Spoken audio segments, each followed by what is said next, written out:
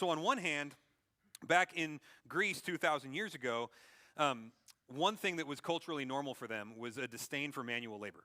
So working with your hands was not seen as respectable. This was actually, I think, kind of the opposite of our culture. Like in our culture, blue collar is sort of a term that is spoken with respect, right? Blue collar means you're hardworking, you put food on the table. And then the white collar guys, when they're trying to get credibility with the workforce, they talk about how I came up through the ranks, right? They got to try and make themselves look blue collar in order to get some respect out of people. So our culture is kind of the opposite of what theirs was. And I do think that we are being biblical in that sense. Hard labor is a biblically respectable thing. To these guys, their culture hadn't grabbed onto that. They would see manual labor as something that the peasants do, something that the poor do, something that you would love to work your way out of and to do something easy. And so if you were a manual laborer, it was because you hadn't achieved anything. So it wasn't like frowned upon, it was just sort of a lower rung of society.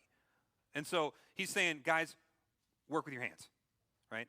But culture says that's not good. Well, your culture's stupid. Okay, let's do what pleases God instead. Do some work.